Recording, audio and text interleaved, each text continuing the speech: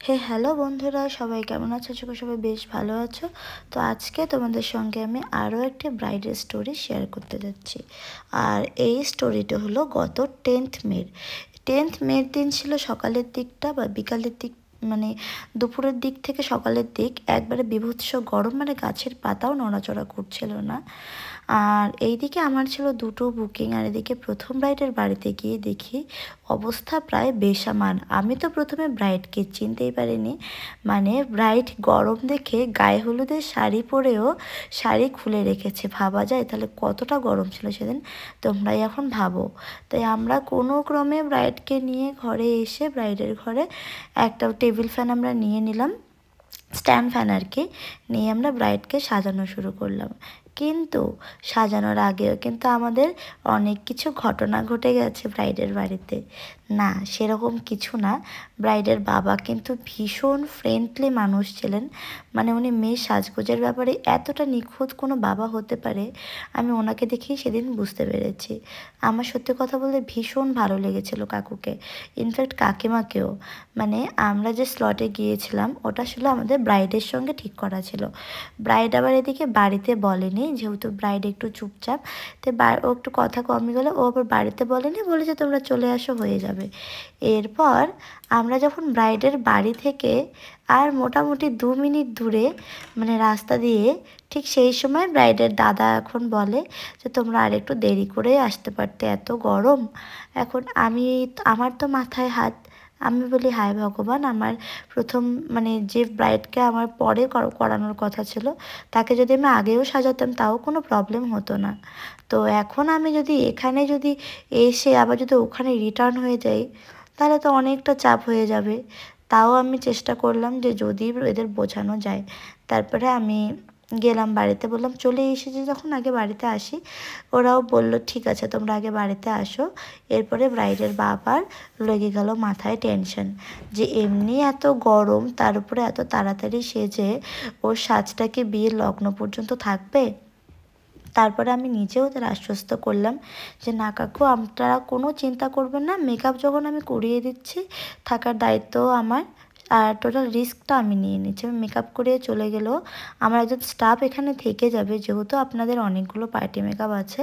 তো যদি কিছু হয় আমি নিশ্চয়ই খবর পাবো। আর তাকেও মানে তাকে তো আমি জিম্মায় রেখেই যাচ্ছি, কোনো কিছু হলে তো ও নিজেই আমাকে ফোন করবে। পরে ওরা আমার উপর আশ্বস্ত হলো, তাও বললো যে তাও তোমরা না একটু বসো। এরপরে আমরা যখন গিয়েছি ওখানে, মোট কটা, দুটো হবে, দুটোর দিকে গিয়েছি। এরপর দুটোর দিকে গিয়ে 3টা বেজে গেল, তাও যখন দেখলাম ব্রাইড আসছে না। তারপরে আমাদের ওইদিকে আবার আমাদের সেকেন্ড ব্রাইড ফোন করছিল যে তোমাদেরকে ওইদিকে কত দূর, আমাদের কিন্তু এদিকে কাজ শেষ। তারপরে আমি ডিসাইড করলাম যে না, তাহলে এখানে যখন কাজ এখনও শুরুই হয় নাই, আমি বরং সেকেন্ড ব্রাইডকে সাজিয়ে তারপরে, মানে একেই ফার্স্ট ব্রাইডকে আজকে সেকেন্ড স্লট দিতে হবে। তারপরে আমি ডাকলাম সুন্দর করে, ডেকে ব্রাইডের সঙ্গে কথা বললাম। তারপরে ব্রাইড বললো যে না দিদি, এসেছো যখন, আমি আমি এখনই সাজবো, শুধু একটু মানে বাড়িতে গেছিলাম একটু কাজে। আর সেটা আমাদের মেনে নিতেও হবে, একটা বিয়ে বাড়িতে প্রত্যেকটা মানুষের, যার বিয়ে তার থেকে শুরু করে তার ফ্যামিলি মেম্বারের উপর দিয়ে যে কী যায়, যারা বিয়ে করেছে তারাই বোঝে। আর যেহেতু আমি একটা বিবাহিত মহিলা, নিজেও এরকম করেই বিয়ে করেছি, তাই জানি সেদিন কতটা চাপ থাকে। তাই আমি আর বেশি কিছু বললাম না, আমি বললাম ঠিক আছে তুমি তাহলে বসে পড়ো। এবার ওকে এবার কিন্তু ওর কিন্তু তখনও মানে কিছুটা কাজ বাকি ছিল। তো বললাম ঠিক আছে তুমি ওই তখনের যখন যে কাজটা তুমি, মানে যে শাড়িটা দিয়ে পরবে সেই শাড়িটা এনে রেখে তুমি আপাতত যে ড্রেসটা পরে আসো এই ড্রেসটা পরে মেকআপ করতে বসে যাও। কারণ যে প্যাচ প্যাচে গরম পড়েছে তোমারও কষ্ট হবে, কারণ একবার যদি কারেন্ট চলে যায় তখন শাড়ি দিয়ে মেনটেন করা ভীষণ চাপ হয়ে যায়, তার মধ্যে নতুন শাড়ি হলে তো কোনো কথাই নেই।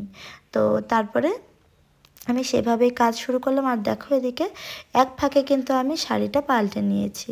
আর সেদিন জানি না ঠাকুরও কোন দিক দিয়ে আমার দিক দিয়ে সদয় হয়েছিল, যে মানে যে সিচুয়েশনটায় সকাল থেকে শুরু করে বেলা 3টা পর্যন্ত ফাটিয়ে গরম দিচ্ছিল, তার সঙ্গে কোনো হাওয়া নেই, একদম হাঁসফাঁস অবস্থা আমাদের।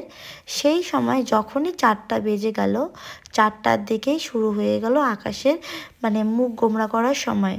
এবার আকাশ এতটা মুখ গোমড়া করে ফেলেছে যে আমাদের কিন্তু সাজানো গোজানো শেষ করেও আমাদের ম্যাক্সিমাম আধা ঘন্টার মতন ওয়েট করতে হয়েছে যে আকাশটা কখন কমবে, আকাশটা কখন কমলেই আমরা তাহলে যেতে পারি, এরকম একটা ব্যাপার।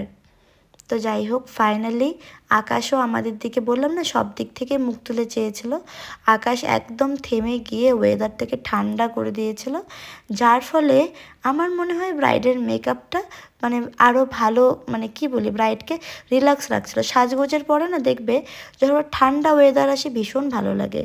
আর ব্রাইড সেজে কিন্তু ভীষণ খুশি ছিল। ইনফ্যাক্ট পরে আমাকে পার্সোনালি ফোন করেও বলেছে যে দিদি, তোমার কাছে সেজে যারা যারা আমাকে দেখেছে সবাই এক কথায় বলেছে আমাকে নাকি অসাধারণ লাগছে। কারণ ব্রাইডের একটাই ডিমান্ড ছিল শুধু আমার কাছে, দিদি আমাকে না তুমি গাল কলকা করে দেবে। অ্যাকচুয়ালি ব্রাইডদেরই পাড়াতে আর একটা ব্রাইডকে আমি গালে কলকা দিয়ে সাজিয়েছিলাম, একটু নিজের রিকোয়েস্ট করে আর কি, যে তুমি গালে কলকা করো ভালো লাগবে। তারপরে সেই সাজটা ব্রাইড দেখেছিল, ওর মনে ধরেছে, তারপরে আমাকে কিন্তু বুক করেছিল। আর এই যে দেখো গাল কলকা করে কিন্তু আমাদের এই মিষ্টি ব্রাইডটিকেও খুব সুন্দর দেখাচ্ছে। আর এরপরে আমি ওর মাথায় মুকুট সেট করে দিয়েই টাটা বাই বাই বলেছিলাম ব্রাইডকে। কারণ এরপরে ছিল ওই শাড়িটা আর গয়নাগুলো, শাড়ি আর গয়না কিন্তু আমার অ্যাসিস্ট্যান্ট পরিয়ে দিয়েছিল। আর যেহেতু অ্যাসিস্ট্যান্ট যে কোনো এগুলো কাজে ভীষণ পারদর্শী, তাই আমি ওকে রেখে দিয়েছিলাম। আর এখন আমি তোমাদের সঙ্গে ফুল মেকআপটা একটু শেয়ার করছি। প্লিজ তোমরা বেনারসিটা স্কিপ করে নাও, আর জানিও উইদাউট বেনারসি এই বিয়ের ব্রাইডাল লুকটা কেমন লাগছে। যদি ভালো লাগে লাইক, কমেন্ট অ্যান্ড শেয়ার করে দিও। আর সবাই ভালো থেকো, সুস্থ থেকো। যারা যারা রিসেন্ট বুক করতে চাইছো তারা তারা চটপট কিন্তু বুক করে নাও।